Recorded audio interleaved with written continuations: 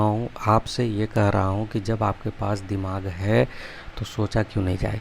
हाँ, ये बात सच है कि फॉर्मूला याद होना उतना ही इम्पोर्टेंट है, क्योंकि नीट आपसे कभी भी ज़्यादा कुछ नहीं पूछती है। आपसे फॉर्मूला याद अगर है तो आपका काम बन जाएगा, और नहीं याद है तो आप फिर गेट आउट। सीधा एक लाइन में बोलती है नीट, गेट आउट, उससे ज़्यादा कुछ नहीं बोलती है। देखो, अब मैं एक एक करके सवाल पढ़ रहा हूँ और आपको जो है ना सॉल्यूशन करके दिखाऊंगा कैसे आप सोच सकते हो। कि एक थिन सर्कुलर रिंग है, एक रिंग है, बराबर रिंग बना लो पहले। मास एम है, मास एम लिख दिया है। रेडियस स्मॉल आर है, यानी कि ये रेडियस स्मॉल आर है। Is rotating about its axis with constant angular velocity. इसका एक्सिस कौन होगा? जो इसके सेंटर से पास करेगा, ठीक है। और एंगुलर वेलोसिटी कितना है इसका? ओमेगा है, ठीक है। Two objects each of mass small m are attached gently to the opposite end of the diameter of the ring. धीरे से दो, जेंटली मतलब धीरे से दो मास रख रहा है स्मॉल एम, डायमेट्रिकली ऑपोजिट में रख रहा है, स्मॉल एम रख रहा है, ठीक है। अच्छा, एक बात बताओ तो, मोमेंट ऑफ इनर्शिया, ठीक है, मोमेंट ऑफ इनर्शिया और सेंटर ऑफ मास अलग अलग चीज़ है। यस, अलग अलग चीज़ है। मोमेंट ऑफ इनर्शिया अलग है और सेंटर ऑफ मास अलग है। तो अभी देखो, एक बात बताओ, मोमेंट ऑफ इनर्शिया सिंपली होता है एम आर स्क्वायर। अरे वजन बढ़ गया। देखो, अगर इसको एक सिंपली ब्लॉक से सोचो कि ब्लॉक का मास एम था, अब उस पर एक छोटा सा एम रख दोगे तो मास बढ़ गया ना। तो बढ़ गया तो बढ़ गया। अब फिर कहता है कि opposite end of the diameter the ring now rotates with angular velocity given by। अब नया ओमेगा क्या होगा, यही कैलकुलेट करना बोल रहा है कि जब आपने दो डायमेट्रिकली अपोजिट में स्मॉल एम रख दिया तो क्या हुआ। चलो पहला दिमाग लगाता हूँ कि अगर हमने दो मास नहीं रखा, यानी कि स्मॉल एम बराबर ज़ीरो अगर रखूँगा, तो क्या क्या पॉसिबिलिटी हो सकता है कि वो ओमेगा से घूम रहा था, ओमेगा से ही घूम जाएगा, छेड़खानी नहीं होगा। तो चलो m बराबर इसको रखो ज़ीरो, तो क्या हो जाएगा, 2m ओमेगा बाई m बचेगा। m से देखो लिख देता हूँ 2m ओमेगा बटे m, m से m चटक गया तो क्या बच गया, 2 ओमेगा। इसका मतलब हो गया कि तुमने अगर कुछ रखा ही नहीं, उसकी वेलोसिटी ऑटोमेटिक बढ़ गया। साला गलत बोल रहा है ना। फिर उसके बाद देखो, जो एक बार लॉजिकली डिसलाइक कर दो उसको, करेक्ट होगी, इनकरेक्ट हो गया तो वो कभी जो है ना सॉल्व करके करेक्ट नहीं हो सकता दोस्त, नहीं होगा। अब देखो तुमने क्या किया कि m को यहाँ भी ज़ीरो, ये पहले मैंने खुद ट्राई किया था, गंदा है कोई बात नहीं। चलो m को ज़ीरो रखा तो m ओमेगा अपॉन m बचेगा, m से m कटेगा, यानी ओमेगा से रख चालू किया था, ओमेगा भी है। ये साला पॉसिबल है, ये पॉसिबल है, इसको टिक करके रख रहे हैं। फिर उसके बाद देखो थर्ड ऑप्शन में क्या है कि इसको m को ज़ीरो करो, ज़ीरो कर दिया तो क्या बचेगा, m ओमेगा अपॉन m बच जाएगा, m से m चटक जाएगा, ये भी ओमेगा, ये भी साला बच सकता है, सही हो सकता है। उसके बाद देखो m ज़ीरो रखो तो कुछ भी बटा ज़ीरो इन्फिनिटी होता है। अगर ये इन्फिनिटी हो गया मतलब आपने कुछ रखा नहीं, साला इन्फिनिटी, मास इन्फिनिटी हो जाएगा। ये तो साला गलत हो गया ना रे, कुछ रखा ही नहीं आपका, ये ओमेगा इन्फिनिटी हो जाएगा। वाह, ज़बरदस्त टेक्नोलॉजी। अब देखो, सिंपल ये कहता है कि इसको कैसे सॉल्व करोगे। जब एंगुलर ये रिंग विंग घूम रहा है, फिर बाद में कुछ छेड़खानी, इसमें क्या होता है, मोमेंटम कंजर्व होता है। P initial is equal to P final. थोड़ा धुंधला दिखेगा आपको क्योंकि मैं बहुत ज़्यादा जूम किया हुआ हूँ। देखो अब ठीक हो गया। तो P initial is equal to P final. P initial कितना था, I ओमेगा था, फाइनल क्या हो जाएगा, I डैश ओमेगा डैश। एक बात बताओ, मोमेंट ऑफ इनर्शिया रिंग का कितना होता है, एम आर स्क्वायर। ये तो आपको याद करना पड़ेगा, एम आर स्क्वायर होता है। अब अगर आपने इस पर कुछ जोड़ घटा किया है तो क्या M R square plus M R square plus small M R square, दो तो रखा है, इतना बढ़ जाएगा। अब लॉजिक ये कहता है कि अगर दोनों बराबर है और आई बढ़ रहा है तो ओमेगा को घटना पड़ेगा, यानी स्पीड को घटना पड़ेगा, एंगुलर स्पीड को घटना पड़ेगा। तो देखो तो क्या कर रहा है कि m बटे m है, इसमें भी m बटे m है, लेकिन इसमें क्या किया, ऊपर में 2m को जोड़ा है। अगर ऊपर जोड़ोगे तो क्या वैल्यू बढ़ेगा? यस बढ़ेगा। देखो ना, ऐसे कर लो, m प्लस 2m बटे capital M into omega, omega अलग कर लो। तो अगर मान लो कि तुम ये m ऊपर रखे हो तो वैल्यू बढ़ जाएगा ना, क्योंकि m से ये जुटेगा और स्मॉल एक कैपिटल M से भाग ही तो करना है। लेकिन अगर ये जस्ट उल्टा हो जाए कि m बटे m plus 2m into omega, omega को साइड में रहने दो, मल्टीप्लाई में है। अब देखो तुमने ये क्या करा, वैल्यू से समझो यार, 10 रुपया प्लस 5 रुपया बटे 10 रुपया इंटू ओमेगा था, दूसरा ऑप्शन में ये था। और तीसरा ऑप्शन में क्या करो कि 10 रुपया बटे 10 रुपया प्लस 5 रुपया इंटू ओमेगा। कौन सा बड़ा है? ओमेगा दोनों में कॉमन है, बराबर। ये देखो 10 बटे 15 हो रहा है और ये कितना हो रहा है, 15 बटे 10 हो रहा है। इसका वैल्यू कितना आएगा, 1.5 आएगा। और इसका वैल्यू कितना आ जाएगा, 10 बटे 15 का 1 से छोटा आएगा। तो जब छोटा ही पूछ रहा था कि ओमेगा का वैल्यू घट रहा है, तो 2 में तो ओमेगा का वैल्यू बढ़ रहा है, 3 में आंसर है ये। हाँ, ये आंसर है, सच में आंसर है, इसमें और कुछ ज़्यादा नहीं सोचना है। फिर उसके बाद देखो, आपको मैंने क्या बोला कि आपको फार्मूला आते हैं तो बहुत अच्छी बात है, फार्मूला से लेकिन कूद फान के सॉल्व करने मत भिड़ो। पहले देखो कि बिना पेन चलाए कैसे हो सकता है, बिना कैलकुलेशन के। अच्छा, उसका लॉजिक, अच्छा उसका कैलकुलेशन फिर कैसे, उसका सॉल्यूशन देखना आप कैसे कर रखा है। वैसे एलन का सॉल्यूशन बहुत छोटा रहता है, वो खुद ही लॉजिकल बनाता है। लेकिन आप कोशिश करना कि आपको पहले उसके बेसिक्स पता भी हो और उसके अप्लाई कैसे करना है। तो फार्मूला पता होगा तो आप बेसिक लगाओ, बेसिक पता होता है तभी आपको फार्मूला याद होता है।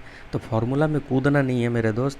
फिर उसके बाद देखो, चलो दूसरा, from a circular disc of radius capital R. एक डिस्क है, डिस्क है मतलब थाली है, भरा हुआ है, भरा हुआ है, बराबर भरा हुआ है, ठीक है। इसका मास 9m है, वो खुद ही बोल रहा है, और इसका रेडियस r है।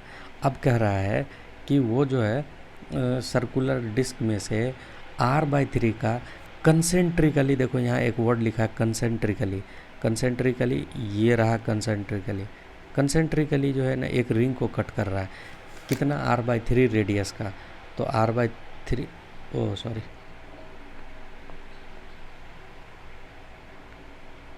तो इसको भर देता हूँ पहले, ठीक है। r/3 को भर रहा है। अब मैं इसमें से r/3 को खाली करता हूँ, इतना खाली कर दिया। इसका रेडियस कितना ले लो, इसका रेडियस ले लो तुम, चलो इसका रेडियस r/3 है, तो r/3 है। एक बात बताओ कि पहले इसका मोमेंट ऑफ इनर्शिया कितना था? डिस्क का होता है mr²/2 रेडियस के परपेंडिकुलर एक्सिस के अबाउट, mr²/2 ओरिजिनल होता है।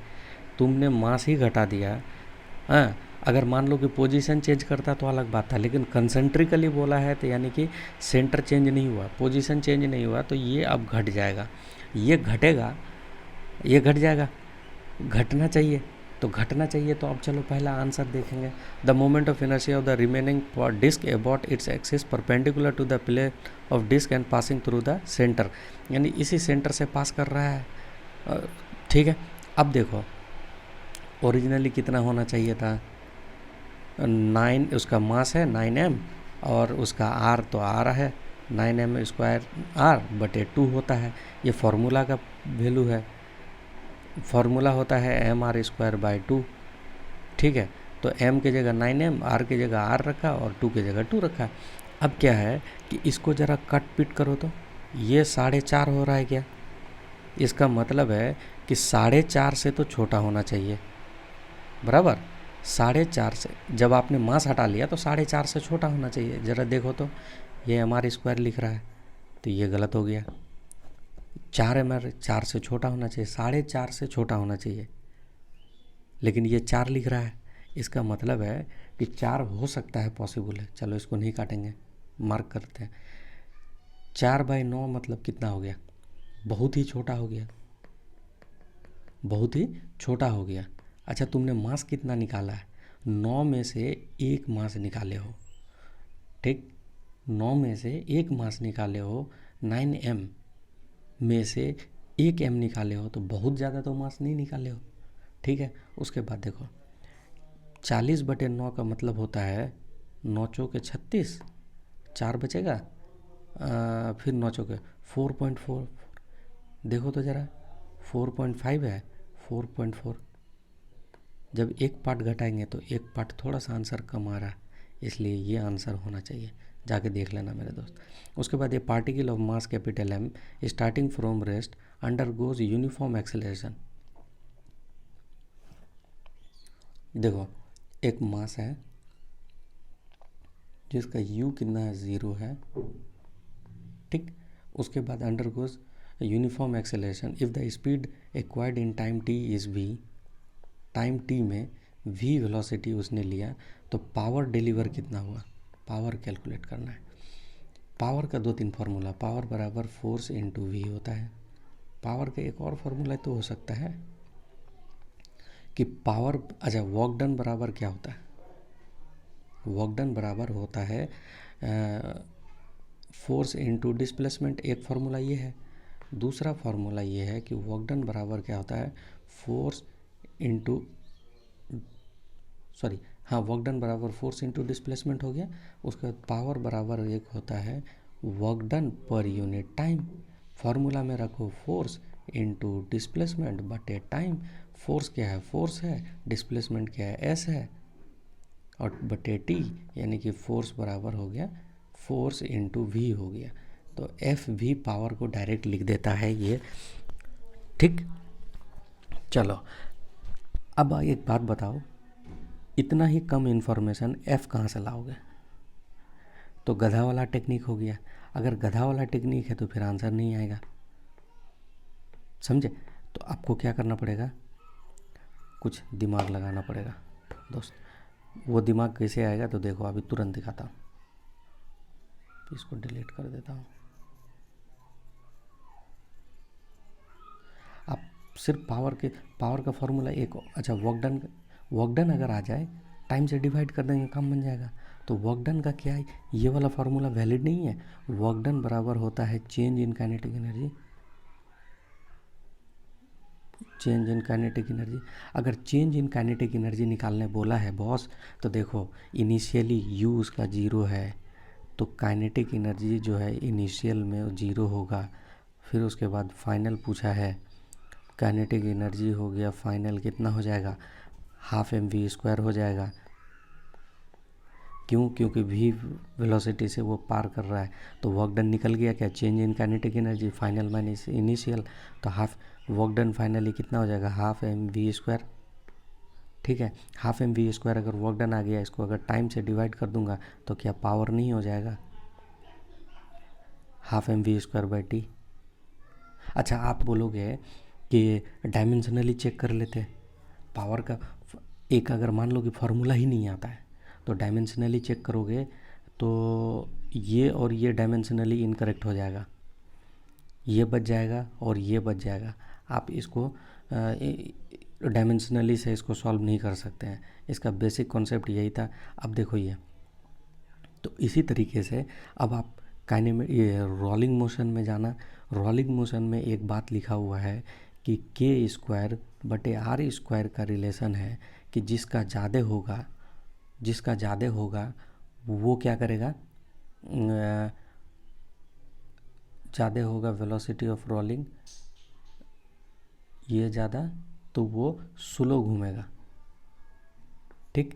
तो अब देखो एक सॉलिड होलो सिलेंडर है और एक सॉलिड सिलेंडर है, दोनों को गिफ्ट फेंका जा रहा है, तो k²/r² होलो सिलेंडर का ज़्यादा होता है और ये सॉलिड सिलेंडर का ज़्यादा होता है होलो सिलेंडर का, तो होलो सिलेंडर पहले आना चाहिए। लेकिन आप देख लेना इसका लॉजिक क्या है। अच्छा इसका मैं 4 का आंसर देखता हूँ थोड़ा सा, क्योंकि क्या मैंने सही बोला है कि नहीं।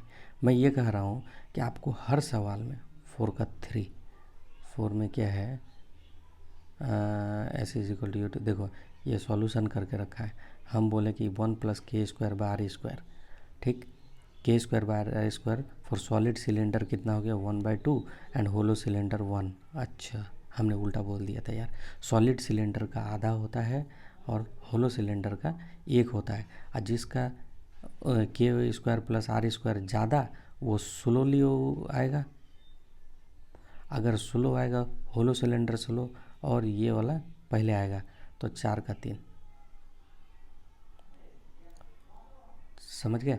तो आपको बेसिक्स के साथ साथ अभी जो है ना क्या करना है दोस्त, कि आपको पेन चलाने की कोशिश ही नहीं करना है। कोशिश करना है कि क्या चूतिया टेक्निक से सॉल्व हो सकता है। अगर हो सकता है सॉलिड सिलेंडर पहले आएगा, क्योंकि इसका k² आधा है और इसका 1 है, तो जिसका ये k² ज़्यादा वो धीरे आएगा। धीरे आएगा तो पहले नहीं पहुंच पाएगा। ठीक, उसके बाद देखो ये वाला भी लॉजिकल है कि dependence of acceleration due to gravity g on the distance r from the centre of the earth assume to be sphere of radius uniform density. देखो एक अर्थ है, यह तो मिट्टी से भरा हुआ है बराबर। अगर इसमें तुमको पूछा है कि ये स्मॉल आर है, तो स्मॉल आर यहाँ पर इसका एक्सेलरेशन ड्यू टू ग्रेविटी, यहाँ पर ग्रेविटी, बाहर में ग्रेविटी, 3 पोजीशन पे निकालते हो और वहाँ पे ग्राफ दे रखा होता है, तो उसका आंसर कुछ ऐसा नहीं आता है। तो ये वाला स्ट्रेट लाइन होता है, तो ये नहीं होगा, ये नहीं होगा, ये हो जाएगा। फिर उसके बाद additional kinetic energy to be provided satellite move revolving around the to transfer R1 to R2। देख दोस्त, ये फार्मूला बेस्ड है, एक नंबर का फार्मूला है। मॉड्यूल में लिखा हुआ है कि चेंज इन काइनेटिक एनर्जी या चेंजिंग ऑफ ऑर्बिट, ऑर्बिट का चेंज होना, उसमें ये वाला फार्मूला डायरेक्ट हिट करो और आंसर पाओ। ये तो साला मुझे खुद नहीं आता, अभी सीखना है। The speed of A projectile at its maximum height half of its initial value. देखो मैक्सिमम हाइट होगा, जब प्रोजेक्टाइल मैक्सिमम हाइट पे होगा तो यहाँ x कंपोनेंट v का x कंपोनेंट हो जाएगा 0, y component vy = v cos theta रहेगा। और अगर v cos थीटा इनिशियली वो v रखा है, तो v यानी कि v मैक्स जो मैक्सिमम हाइट पर है वो बराबर कितना दे रखा है v/2। ये क्वेश्चन खुद कह रहा है, half of the initial speed, initial भी मानता हूँ उसका, तो v max = v cos theta बराबर v/2। v से v चटक गया, cos थीटा बराबर 1/2 किस में होता है 60 डिग्री, आंसर हो गया। फिर उसके बाद बोल रहा है ये सेंटर, ये कॉन्सेप्चुअल क्वेश्चन है, तो ये सेंटर ऑफ ग्रेविटी यानी सेंटर ऑफ मास वाले टॉपिक पे आपको लिखा हुआ मिलेगा, वहाँ से मैच करना। फिर उसके बाद देखो 10 क्वेश्चन में यहाँ पे मुझे खुद डाउट है, इसको मैंने होल्ड कर रखा है, इस पर लॉजिक नहीं लगा, यानी कि मेरा कॉन्सेप्ट खुद ही ढीला है, तो मैं इस पर कॉन्सेप्ट लगाऊंगा और आपको बताऊंगा इसी तरीके में। चलो ये वाला देखता हूँ। अच्छा, ये वाला अगर तुमको नहीं आता है तो बता देता हूँ। देखो क्या है, XY प्लेन में according to rule x = a sin omega t और y बराबर क्या दिखा है a cos ओमेगा t। ठीक है, तो आपको कैसे पता करना है द पार्टिकल फॉलो, कैसा पाथ होगा। पाथ फॉलो करने के लिए क्या हमको मालूम नहीं है, कैसे पता करेंगे, तो x² करो प्लस y का स्क्वायर करो, दोनों को वो स्क्वायर करो फिर जोड़ दो, तो क्या हो जाएगा finally a² sin² omega t plus cos² a² cos² omega t। a² common ले लो और sin² omega t plus cos² omega t बच जाएगा, और sin² प्लस cos² 1 होता है, यानी कि x² प्लस y² = a² होता है।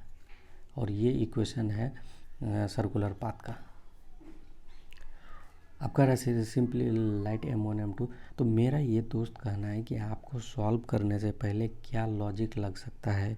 हाँ, अगर लॉजिक लग सकता है तो आप पहले लॉजिक से सोचो, क्योंकि बार बार इसको सॉल्व किए हो, नहीं तो एक बार और करो, देख देख के कर लो, फिर दिमाग लगाओ कि अरे साला हम क्यों नहीं कर पा रहे हैं, बराबर। तो और फिर आपका काम बनेगा।